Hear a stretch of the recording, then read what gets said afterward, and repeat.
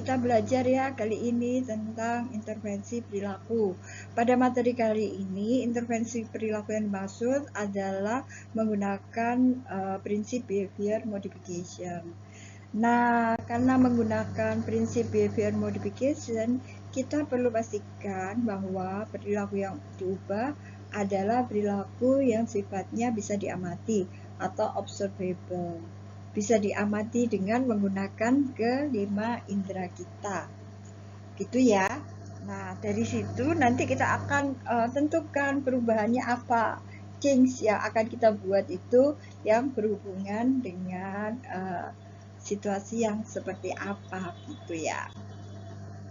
Ada 5 ciri dalam modifikasi perilaku. Yang pertama, pendekatannya bersifat saintifik. Apa artinya? Bahwa berbagai langkah dan metode yang dilakukan itu sudah teruji dengan menggunakan serangkaian penelitian dan sudah dipublikasikan dalam berbagai jurnal sehingga sudah teruji.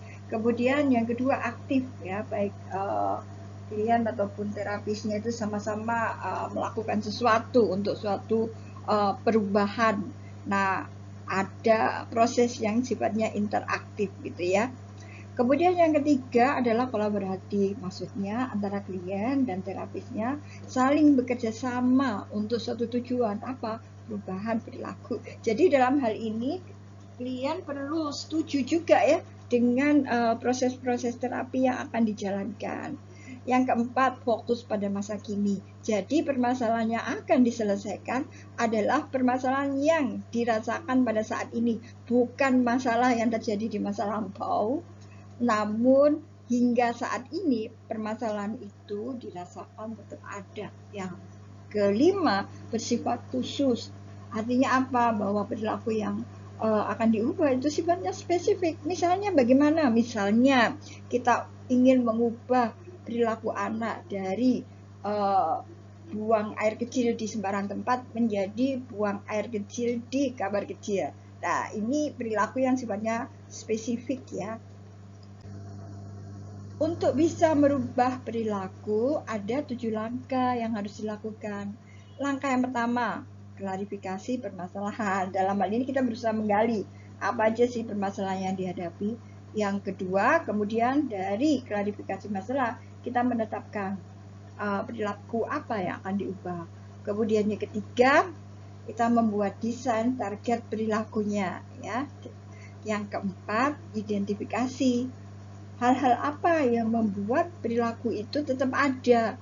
Karena kalau perilaku itu tetap dirasakan muncul hingga saat ini, menandakan bahwa ada yang maintaining perilaku tersebut. Nah, ini yang kita perlu tahu ya. Yang kelima adalah membuat desain perubahan perilaku ya, supaya hal yang tadinya itu merupakan maintaining condition itu bisa diubah.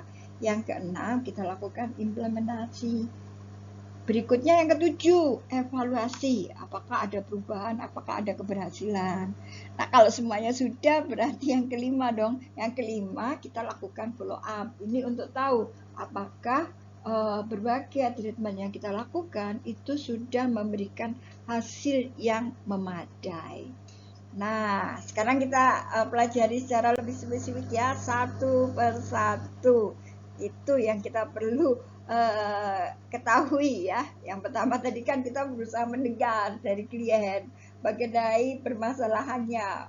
Mungkin bukan dari klien saja, mungkin dari orang-orang di sekitarnya yang signifikan. Ya, ini adalah langkah pertama. Memperjelas permasalahan klien. Apa yang sebenarnya dirasakan sebagai suatu persoalan bagi dia. Karena kan ini kan ada merupakan perilaku yang ada saat ini ya. Jadi kan kita perlu tahu secara spesifik. Kedua ya. Pada langkah kedua ini kita menetapkan tujuan awal. Maksudnya di sini adalah menetapkan target perilaku yang akan diubah. Dalam menentukan tujuan, kita perlu ada kesepakatan dengan klien. Nah, dalam hal ini kita berusaha menggali apa keinginan klien, apa yang klien sanggup untuk ubah, dan terapis membantu untuk memformulasikannya. Tujuan untuk memberikan arah dan petunjuk mengenai hal yang perlu dilakukan selama treatment. Nah, dalam menetapkan tujuan atau perilaku yang akan diubah, kita perlu memperhatikan prinsip SMART ya. Apa maksudnya? Spesifik, perilakunya spesifik yang akan diubah. Kemudian measurable atau bisa diukur, attainable.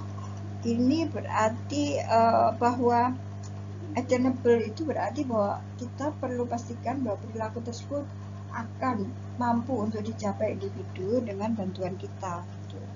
Kemudian relevan, bahwa memang perilaku tersebut perlu untuk dirubah, dan timely, jadi ada batas waktu yang kita tetapkan, kira-kira butuh berapa lama untuk suatu bentuk perilaku itu diubah. Nah itu ya, jadi SMART. Jadi kita tetapkan suatu target perilaku, misalnya tadi dari kencing di sembarang tempat menjadi bisa buang air kecil di kamar kecil. Nah ini kan kita perlu pastikan bahwa spesifik perilakunya, kemudian measurable, bisa diukur kan, bisa diamati. Kemudian attainable, kita pastikan bahwa anak mampu untuk melakukan perilaku yang adaptif.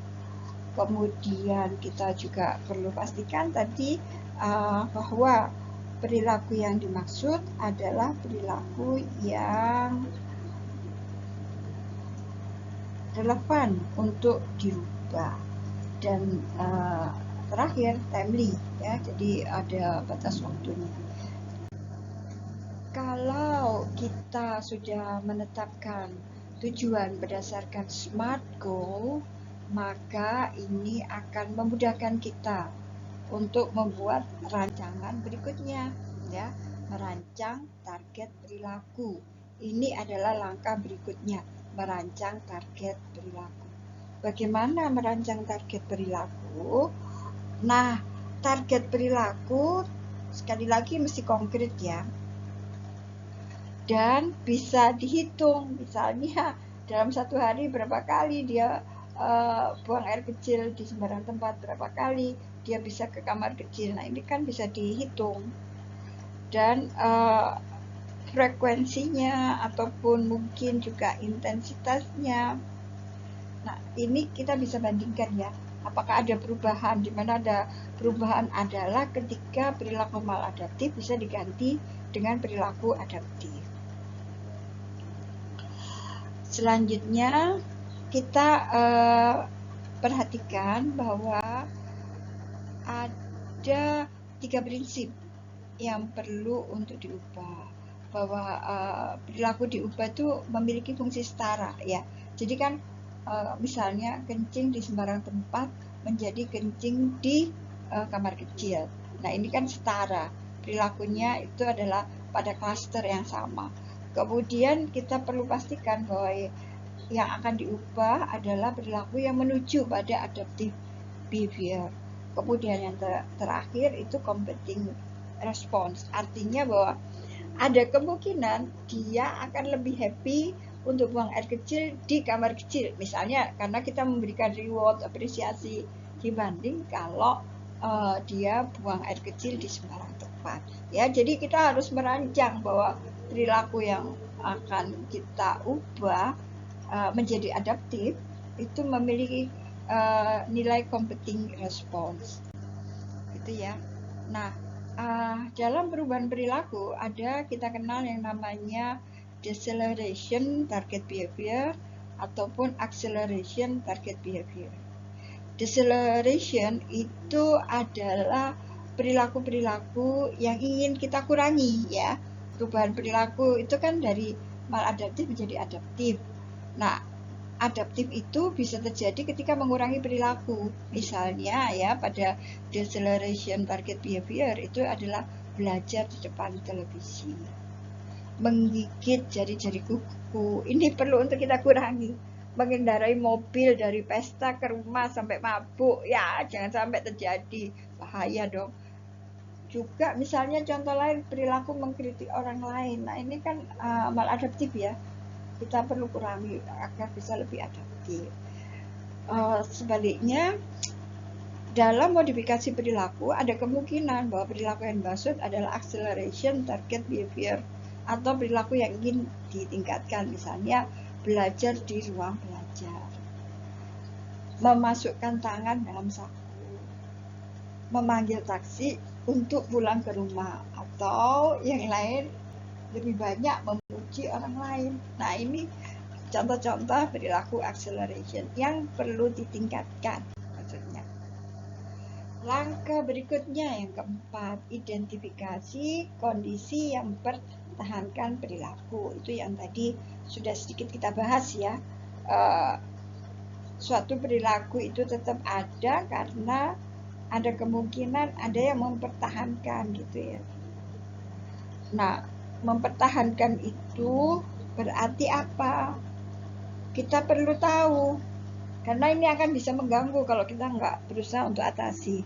Misalnya, situasi yang bisa membuat perilaku individu terjadi, ya. Misalnya, kan kalau kita kenali SORC ya, kita perlu tahu S-nya itu apa, kemudian O-nya apa, dia akan berespon apa, R, terus konsekuensinya apa, itu akan nampak pada C. Atau kalau kita analisa dengan ABC kan berarti antecedent-nya itu apa, pencetusnya apa, behavior-nya apa, konsekuensinya apa, ya. Biasanya itu menjadi satu kesatuan. Jadi kan kita dengan kata lain perlu tahu apa yang mencetuskan dan membuat perilaku itu muncul gitu. Nah, selain itu kita juga perlu tahu apa yang membuat perilaku itu tetap bertahan. Misalnya mengejek orang lain. Nah, ini terjadi ketika situasi seperti apa? Nah, apakah ada reward yang dia terima ketika dia mengejek orang lain? Ini juga perlu untuk kita cermati karena mengejek orang lain itu misalnya kalau kita tetapkan sebagai target perilaku, berarti kan kita perlu tahu maintaining behavior-nya itu apa.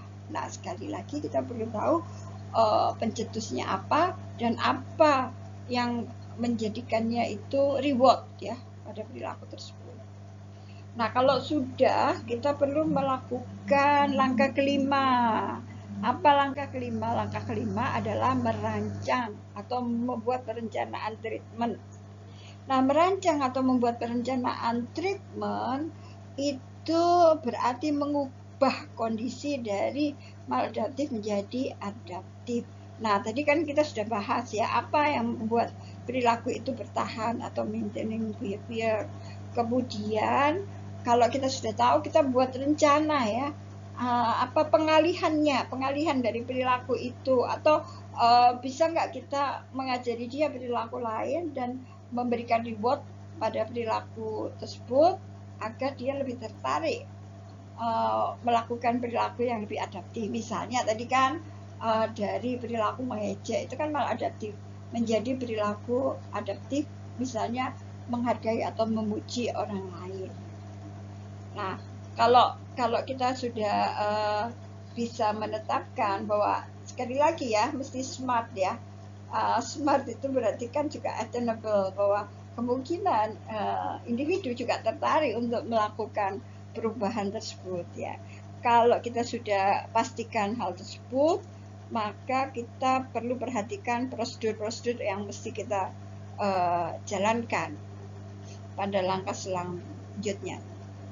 Nah, tapi hal yang paling penting itu dalam hal maintaining condition, kita perlu tahu penyebabnya dan prosedur apa yang bisa membuat perilaku tersebut berubah, gitu ya. Nah, kalau kita sudah tetapkan, yang keenam, menerapkan perencanaan treatment. Di dalam menerapkan perencanaan treatment atau terapi, kita perlu ingat beberapa hal. Bahwa yang pertama rasional ya, rencana kita masuk akal, jangan terlalu sulit ya. Dan itu mesti perilaku yang bermanfaat dan bisa dilakukan oleh individu. Kemudian kita juga identifikasi apa yang diperlukan. Kan kadang-kadang kita juga perlu penguatan ya. Nah, ini apakah berarti misalnya kalau perubahan perilaku pada anak tadi yang untuk bisa buang air kecil di kamar kecil, apakah perlu juga bantuan dari orang tuanya untuk bisa memberikan dukungan atau apresiasi ketika anak mampu melakukannya. Dan siapa lagi selain orang tua misalnya. Kemudian kita juga perlu pastikan bahwa harapan klien ya, apa sebenarnya yang dia harapkan. Kenapa? Karena dengan harapan tersebut kita tahu apa sebenarnya yang diinginkan. Artinya target perilaku itu benar-benar cocokkah dengan harapan klien. Nah, selanjutnya kita pastikan berapa lama suatu klien itu satu perubahan perilaku itu akan terjadi. Nah, ini kita mesti lihat dari kasus-kasus yang ada. Misalnya merubah dari buang air kecil di sembarang tempat menjadi di kamar kecil, itu butuh berapa lama? Itu ada di perencanaan treatment ya. Nah, sekali lagi, dalam merencanakan treatment kita harus punya pertimbangan rasional, kita harus tahu apa yang diperlukan untuk mendukung proses, kemudian apa yang diharapkan klien. Ingat ya, apa yang diharapkan klien itu penting karena ini akan memotivasi dia untuk terlibat di dalam suatu proses perubahan. Kemudian yang keempat, kita perlu tahu berapa lama ini akan berlangsung. Yang kelima, kita perlu juga belajar ya, kemungkinan apa saja yang akan kita jumpai ketika kita harus menghadapi atau mengatasi masalah ini ya. Yang terakhir, apa saja cost dan benefit yang bisa diperoleh dari proses terapi itu ya. Nah, ini kan hal-hal yang perlu untuk kita ketahui dari awal untuk membuat suatu rancangan ya, dan menerapkannya ya. Ketika langkah ke-6 ini kan berarti kita sudah menerapkan rancangan yang kita lakukan. Yang ke-7, kita berusaha untuk tahu keberhasilan dari proses yang sudah kita lakukan ya. Ini kan kita bisa lihat dari frekuensinya ya, berapa kali sebelumnya, sesudahnya menjadi berapa kali, berkurang atau menurun. Nah, kita ingat ya, prinsip acceleration dan deceleration ya. Memang tujuannya untuk meningkatkan atau menurunkan. Nah, itu nanti akan mempengaruhi keberhasilan terapi. Bisa juga melalui intensitasnya atau kualitasnya, misalnya tadinya memuji sambil lalu, kemudian memuji dengan lebih hangat. Nah, ini kan menunjukkan adanya kualitas yang berubah ya, gitu. Nah, kalau kita ingin tahu apakah berhasil atau tidak, itu kan kita perlu tahu baseline ya.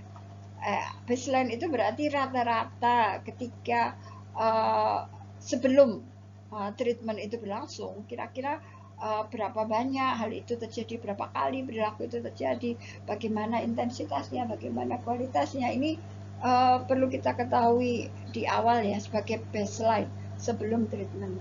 Nah, setelah treatment, apa yang terjadi? Apakah ada peningkatan? Ada kemungkinan setelah treatment itu justru ada penurunan, bisa jadi, tapi tidak menutup kemungkinan akan ada peningkatan ya. Kalau individu atau klien merasa bahwa memang perlu ya perubahan itu dilakukan olehnya. Nah, untuk mengetahui apakah berubah atau tidak, kita perlu tahu trennya atau melakukan analisis tren.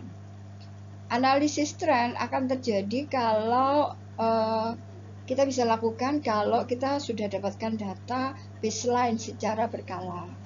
Karena kita tahu ya, pengukuran dapat dilakukan dalam bentuk observasi kuantitatif, juga menggunakan pengukuran kualitatif melalui metode yang baku. Kemudian yang kedua, kita perlu tahu juga bagaimana atau proses apa yang terjadi ketika treatment itu berlangsung. Artinya kita perlu juga ya melakukan pengamatan atau pengukuran pada saat memberikan treatment. Yang ketiga, post treatment ya. Jadi sesudah treatment terjadi, lalu apa yang akan kita lakukan berikutnya. Nah, dari sini kita akan bisa mengetahui tren perubahan ataupun kemungkinan bahwa oh ternyata tidak terjadi perubahan. Ya. Mungkin aja kalau misalnya hal ini sampai terjadi, ya kita perlu untuk memodifikasi ya proses yang uh, dilakukan. Tapi yang perlu untuk kita perhatikan adalah pengukuran baseline perlu dilakukan secara sistemik, kemudian pengukuran berkala untuk membandingkan baseline sebelum treatment dan pada saat treatment ataupun setelah treatment itu berlangsung. Yaitu, oleh karena itu bisa dikatakan ada 3 periode pengukuran: baseline, treatment, dan post treatment. Dan ini bisa diinformasikan dalam bentuk grafik gitu ya. Nah, langkah yang tidak kalah penting adalah melakukan pengukuran follow up. Pengukuran follow up itu terjadi ketika kita sudah menyelesaikan proses treatment. Kemudian kita datang atau 1 atau 2 minggu berikutnya untuk tahu apakah perubahan perilaku itu bersifat konsisten atau tidak. Nah, ini penting ya, sehingga kita bisa melakukan modifikasi misalnya hasil yang diperoleh belum maksimal. Nah, bagaimana kalau kemudian kita selanjutnya coba dengan latihan ya?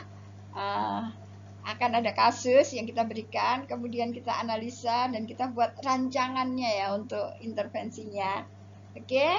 Nah, sementara sampai di sini dulu. Kita akan jumpa di saat yang lain. Terima kasih. Bye-bye.